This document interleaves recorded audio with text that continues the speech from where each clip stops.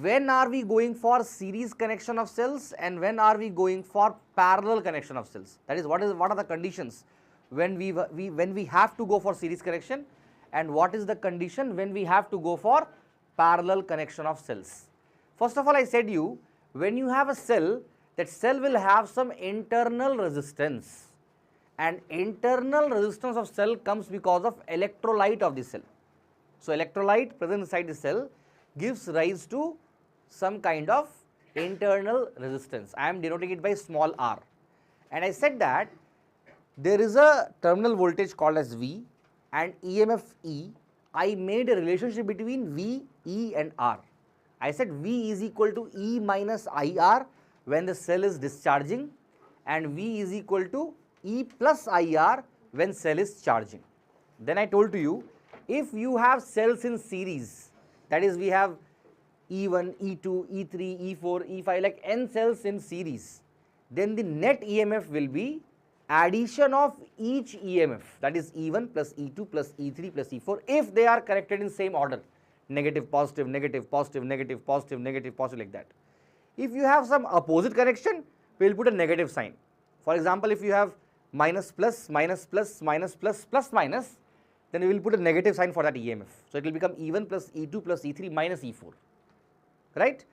Then I taught to you the internal resistances of all these cells will be added, that is, R equivalent will become equal to R1 plus R2 plus R3 plus R4 up to Rn in the case of what? In the case of series connection, and it will be 1 by R equivalent is equal to 1 by R1 plus 1 by R2 plus 1 by R3 up to 1 by Rn in the case of parallel connection, and net equivalent EMF will also be E equivalent by R equivalent is equal to E1 by R1 plus E2 by R2 plus E3 by R3 up to En by Rn for parallel connection. Don't confuse many children what they are doing. For parallel cells, they will take 1 by E equivalent is equal to 1 by E1 plus 1 by E2. It is wrong. For parallel connection, E equivalent by R equivalent will give E1 by R1 plus E2 by R2 plus E3 by R3. Without finding R equivalent, you will not be able to find E equivalent. Remember that. Okay? And then I told you, when are we going for series connection? When R external is more than R internal, then we go for series connection, and vice versa. When we have R internal more than R external, we go for parallel connections. All these things I have taught in the previous class of mine, which was a very important lecture, and today I am going to proceed to a new lecture. And today's class, luckily, is independent of the previous class. So, some of you who are sitting for your new class today, class you missed, will not have much problem if you are focusing in today's class at least. So, in today's class, we are going to learn about very interesting topic and give the heading as Kirchhoff law. All of you, please put the heading as Kirchhoff's law. At this point, I want to caution some people. I will name them itself. I want to caution Manoranjan. I want to caution Deepa Jyoti. I want to caution Sai Rakshana and anybody else who is belonging to SSM school, because whatever I am going to teach today is going to conflict with your school teaching. That is why I told now itself, even Hemant or Ivan, those who are belonging to SSM school, what method I am going to teach and what method your school is going to teach will give the same result, will give the same answer, but the procedure that I am going to follow will be little different from what your school is going to follow. This is from my last 3-4 years of experience teaching SSM students. Who knows, this year the teacher may change, you may not have that problem, but it may be there. If it is there, don't panic. Choose anyone, whatever you are liking. I am not saying choose mine. If you are comfortable with school's method, use that method and solve. If you are comfortable in my method, use my method and get the answer. But if you try to remember both, definitely you are going to get a wrong answer only. I am telling now itself to you. Caution I gave, disclaimer I gave. From my experience, other schools, I have taught almost all the school children. No other school is deviating from what I teach, except SSM school. They just change the convention. They have a different convention. But it is not wrong. See, convention is human made, guys. In 10th standard, you studied about all the distances measured along direction of principal axis taken as incident is taken as positive. Anything measured against the incident is taken as negative. That is a convention. Who has made? God has made. We have only made. If somebody is using exactly opposite convention, they are not wrong. They are also right. So, same way, convention should be uniform. It need not to be same. Your school may have a different convention, I may have a different convention, but it should be followed in the same way. If you mix two conventions, it will be wrong. Okay? So, today what I am going to teach you is going to be very interesting, it is going to be very complex, and it is going to be very important lecture of the day. If a question comes from here, it will come in 3-mark category in the board examination, and you can definitely get 3-mark question if you are understanding today's class. And in school exam, for sure you will get questions from here. No option, you will definitely get question from here. And that time, if you are strong in this, you will be able to answer the question. Okay? So, today's class, we will learn Kirchhoff law in detail. We will solve 3 or 4 numericals from Kirchhoff law. Each numerical may take 20 minutes also to solve, because you are beginner today. In exam, you won't get 20 minutes. If you practice many questions of Kirchhoff law, then only it will become fast. Otherwise, you will never be able to solve it on time. So, for the competitive students, I will always say, if Kirchhoff law question is coming, leave it, if you are not strong in that, because you will waste your time in that. So, please pay attention in today's class. Let us learn what is Kirchhoff law, and then we can talk further. Devadarshan and Sai Rakshana, your video is off. You will be put in waiting room. So, Devadarshan, I will not repeat again and again, your video has to be on. Fine. So, I think most of you have studied about basic circuit. For example, you may have a resistance here, you may have 2 resistance here, one resistance like this, another resistance like this, and you may have a cell here, and you may have a key here. Please pay attention, don't write anything now, understand the concept. I will give time for writing. Everybody be attentive, learn what I am teaching, I will give time for writing. Writing is least important in today's class, because we are learning very deep analytical concept today. Okay, coming back. So, suppose they have given the value as 2 ohm, they have given the value as 4 ohm, they have given the value as 4 ohm, and here suppose you have 10 volt battery. And if I ask you, what is the current flowing through 2 ohm resistance, or what is the potential drop across 2 ohm resistance, I think everybody can easily solve, because you have studied 10th standard. What you will do? You will find R equivalent, it will come 2 ohm, 4 into 4 by 4 plus 4, 2. 2 and 2 are in series, it will become 4 as the R equivalent. And you know that I is equal to V by R. So, 10 by 4 will give you 2.5. 2.5 ampere will be the current drawn from the battery. And 2.5 coming here like this, it will become 2, 1.25, 1.25. Once again, it will join, it will become 2.5. And 2.5 times 2, 5 volt drops here, isn't it? I think most of you are understanding how I am doing this. It is very basic circuit which will not come in 12th standard. Okay? But what if a question is there where you have a resistance, you have a battery here, you have another resistance, you have another battery here, and you have another resistance, you have another battery here. In this kind of scenarios, you may confuse what to be done. One battery is there, you will be having some confidence. If multiple batteries are there, you will definitely confuse series, parallel, everything. And this I have drawn a very simple diagram. Take your NCERT book and come, all of you, I hope you have NCERT book. I will also open here, by the way, and you come to page number 98. All of you, those who have NCERT book, can come to page number 98. I will open the page for some people who are not having the book. Today is what day? 23rd. So, last class would have happened on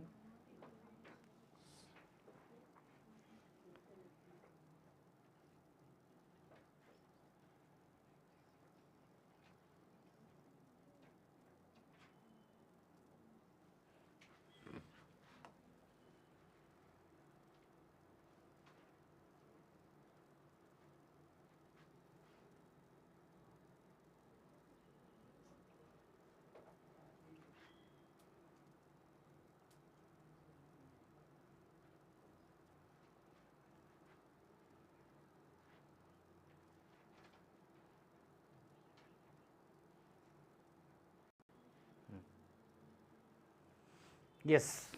So those who don't have the book, for them I have opened the book, and if you come down to that page number that I told, then we will be able to see the question. Which page number I told? 98. It will come tomorrow only, I think. What is this?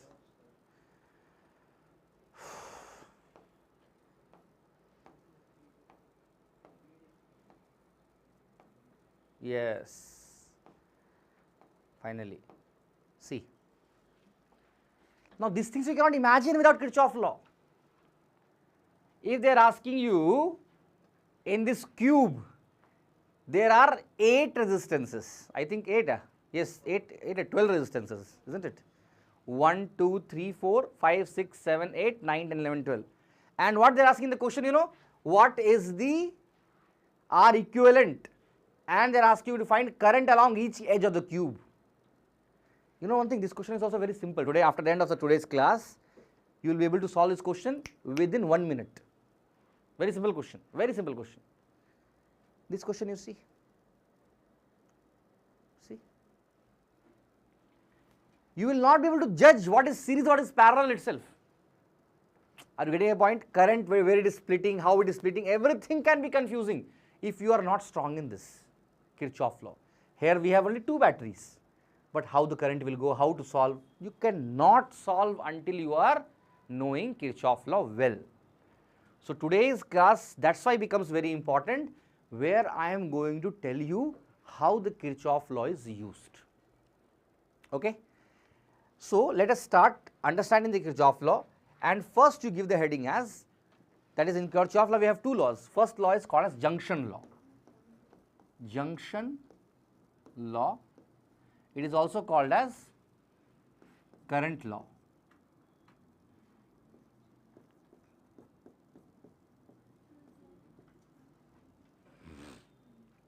And second law is called as loop law, is also called as voltage law. Let me explain to you both of these. What is the junction law and what is the loop law. For making you understand this, I will just take a diagram again from NCERT. Only I am taking one circuit, I am taking here.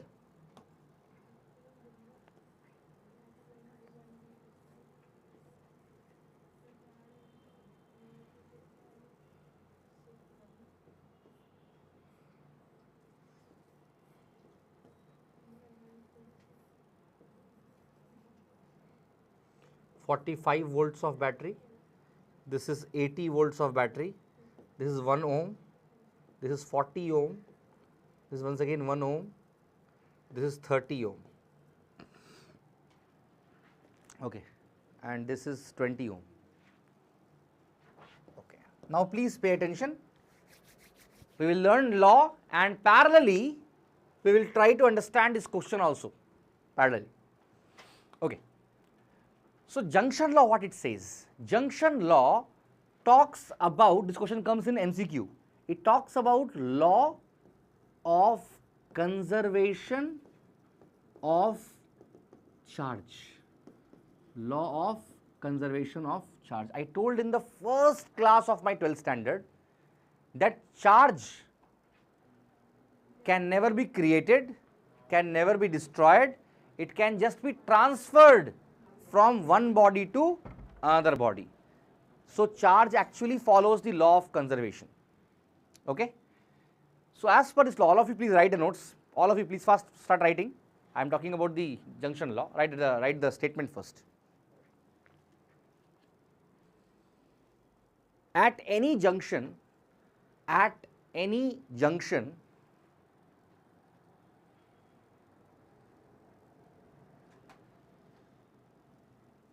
the net current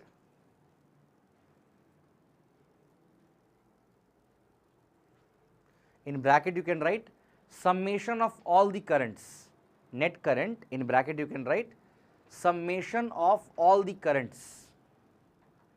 Summation of all the currents is always equal to 0. Is always equal to 0. Is always equal to 0. So now please pay attention. First of all, what is the meaning of the word junction? So in a circuit, you may have junctions. Junction is a point where the currents are meeting. So in this case, this can be a junction or this can be a junction, isn't it? Where you are seeing multiple currents will be meeting. First of all, whenever a circuit is given to you, they may give current directions to you. They may not give current directions to you. What will you do if they are not giving current direction? You take your own current direction. Okay? You may ask, so okay sir, so what I should take here? I will help you. So this current starts from here, positive. Let me take it as I1. Okay? And here current starts from here. Let me take it as I2. Right? So I2 goes here, I2 goes here, I2 goes here. At this point, I2 splits into I1. So what will go in here? I3, why you are making more unknowns? Right? I2 minus I1, simple word.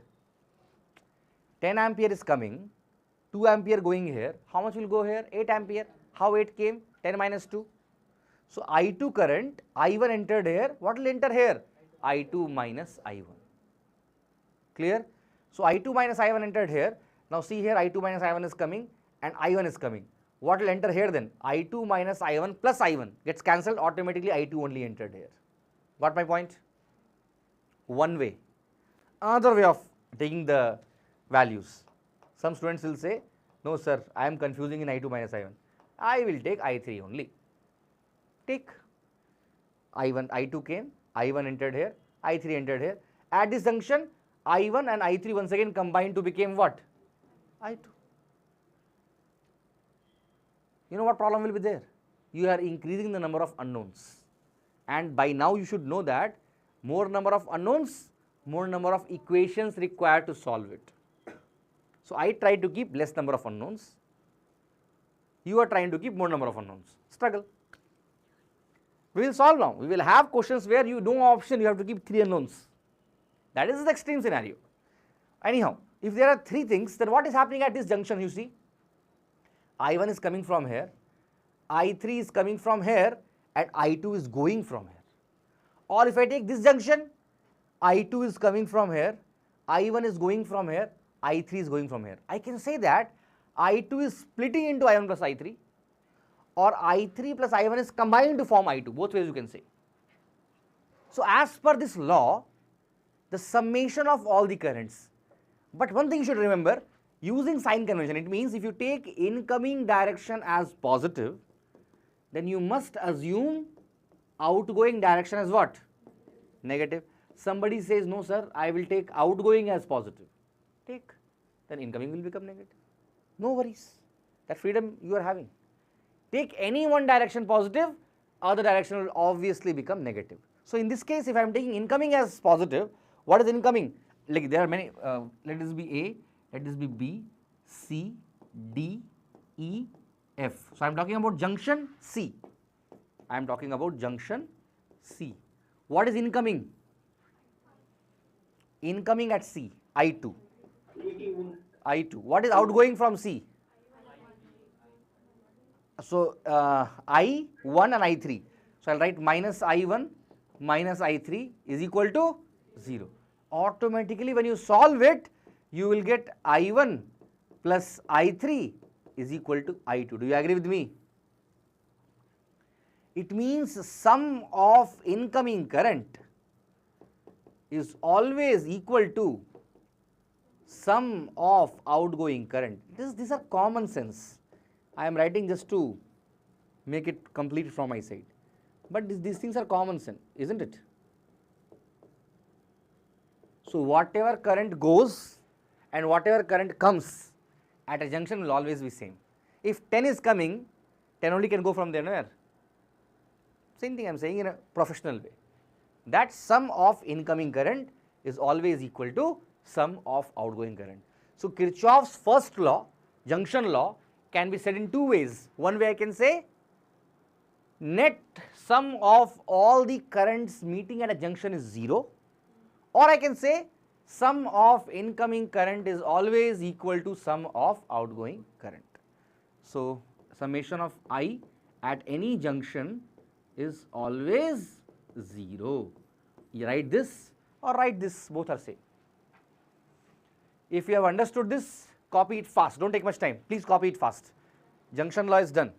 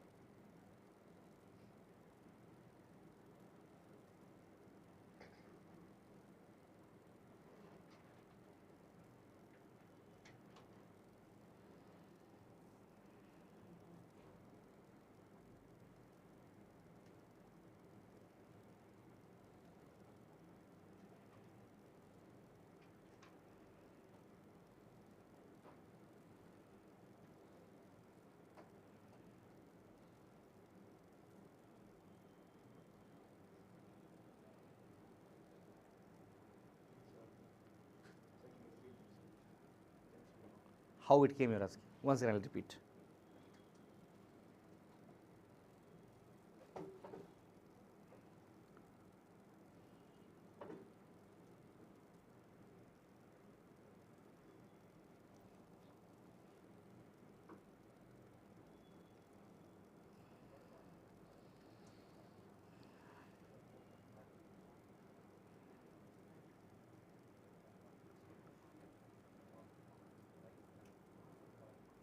Karthikeya Balan is absent, right?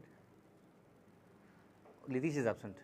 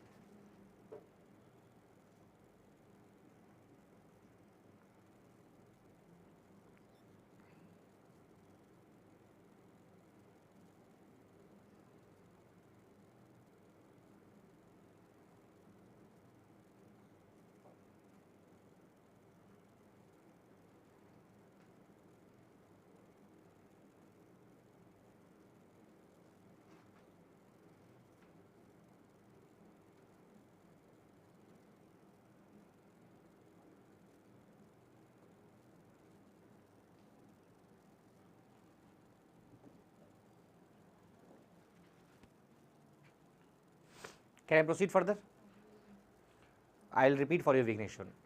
So, I said that the first law of Kirchhoff, it says at any junction. Now, what is the meaning of junction word? Junction means that point where the currents are meeting. You may have a point like this, see, in a circuit where some current is coming, let it be I1, some other current is coming, let it be I2, some other current is going, let it be I3, some other current is coming, let it be I4. So, there are 4 currents in this junction. I1, I2, I4 are incoming current and I3 is outgoing current, right. So, as per this law, summation of all the current is 0, but assuming the convention. So, if I take incoming as positive and outgoing as negative, I will get the equation as I1 plus I2 plus I4 minus I3 is equal to 0. If you rearrange the terms, you will get I1 plus I2 plus I4 is equal to I3. That is only sum of incoming current is equal to sum of outgoing current. Very simple. I will tell you, very less only we can use this law itself. Why? If you are a good student, you will keep less unknowns. If you keep less unknowns, you will not require to use junction law. You know how I will prove it? See, in the same question, if some student is using this kind of I1, I2, I3, they will get the junction law. If I am a student, I will not use I3. What I am going to do, you know very well. I am going to take it as I2 minus I1. Very good.